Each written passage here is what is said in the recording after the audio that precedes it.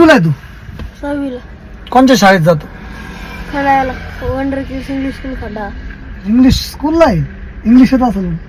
एवढं नाही येत. इंग्लिश नाही येत का? नाही कसं काय येत नाही इंग्लिश? येत एवढी. इंग्लिश मिडियमला आहे, त्याला विचारलं इंग्लिश येते का? नाही म्हणतोय. आणि तू काय टरबूज विकतोय का? टरबूज विकतोय. एक टरबूज कितीला आहे? 60 रुपयाला. मोठं टरबूज. आणि ते शहरामध्ये कितीला आहे? 100ला. बघा मित्रांनो, शहरामध्ये 100 रुपयाला टरबूज आहे आणि हा दादा विकतोय फक्त 60 रुपयाला.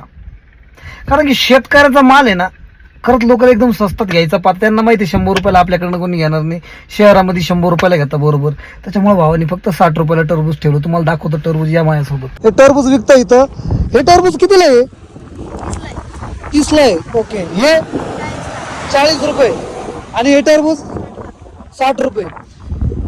हे टरबूज एवढे स्वस्त कसं काय विकताय तुम्ही? हे टरबूज सिटीमध्ये कितीला भेटतं माहिती आहे का? शहरात कितीला भेटतं? 50 ते 60 रुपयाला भेटतं माहिती आहे का? आणि हे जे टरबूज आहे ना, तो एवढं मोठं विकतोय कितीला आहे?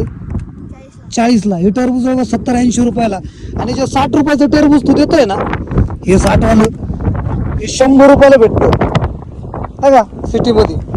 तर मित्रांनो बघू शकता शेतकऱ्याचा माल किती स्वस्त विकता शेतकरी. आणि शहरामध्ये आहे ना, शहरामध्ये हेच टरबूज आहे ना, 100-100, 150-150 रुपयाला. आता एवढं मोठं टरबूज आहे ना, बघू शकतो तुम्ही किती मोठं टरबूज आहे. मित्रांनो बघू शकता 60 रुपयाला एवढं मोठं टरबूज घेतलंय. नाशिकमध्ये कमीत कमी 120 रुपयाला मिळेल मित्रांनो. या दीदीने आणि या भावाने आपल्याला टरबूज दिलंय. ते किती रुपयाला दिलं तुम्ही? फक्त 60 रुपयाला दिलंय मित्रांनो. बघू शकता उचलत सुद्धा नाही एवढं मोठं टरबूज. आता मी घेऊन चाललोय आमच्या घरी मस्त. मित्रांनो सर्व मुलं आहे ना आपल्या गाडीत बसले आणि बोलताय गाण्यावरती आम्हाला नाचायचंय. चला आपण त्यांच्यासोबत गाण्यामध्ये एन्जॉय करू मित्रांनो.